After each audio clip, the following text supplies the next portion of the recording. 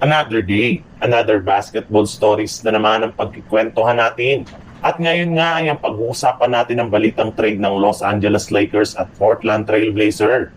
At ang balitang payag na nga daw si Stephen Curry sa pagkuha ng Golden State Warriors kay Al Horford.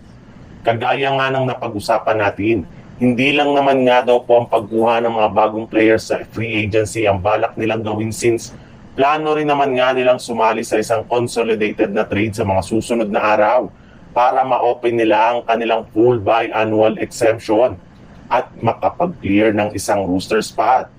At isa nga sa mga target nilang player ngayon na makuha ay isang wing defender na merong tira sa labas katulad na lang ni Matisse Thybulle mula sa Portland Trail Blazer na kasalukuyang available ngayon sa trade market. Since nga nawala sa kanilang lineup si Dorian Finney-Smith ngayong off-season, ay wala nga silang ibang choice ngayon kundi maghanap ng papalit sa kanya at naniniwala nga sila na si Thybulle ang pinakasaktong player na kanyang tumapat at kumuha sa naiwang pwesto ni DFS sa kanilang lineup.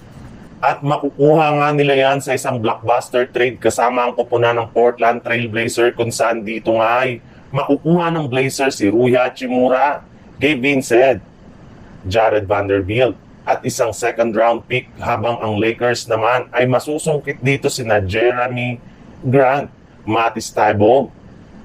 Sa ibang balita naman, pumasok na nga ang ika-11th day ng free agency at hanggang ngayon nga ay wala pa rin naman nga talagang nagagawa ni isa mang move ang Golden State Warriors ngayong off-season. Ibig sabihin, hindi pa nga nag-i-improve ang kanilang kasalukuyang lineup bagkos nang hina pa nga ito sa pagkawala ni Kevin Looney.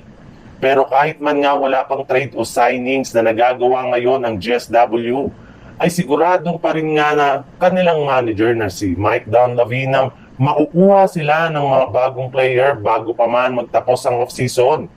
At isa nga sa mga player na napupusuan nilang kunin ngayon ay ang veteran big man na si Al Horford na kasalukuyan pa rin namang isang free agent since hindi pa rin naman nga ito binibigyan ng kontrata ng kanilang team na Boston Celtics. Mismo si Stephen Curry na rin naman nga ang nagsabi na umamin sa kanyang interview sa media na gusto nga daw talaga niya ang ideya na pagkuha ng Warriors kay Horford. Isa rin naman nga daw itong kampyon at magaling na player kaya hindi na nga nakakagulat bakit gusto niya itong makasamang maglaro sa kanilang lineup next season.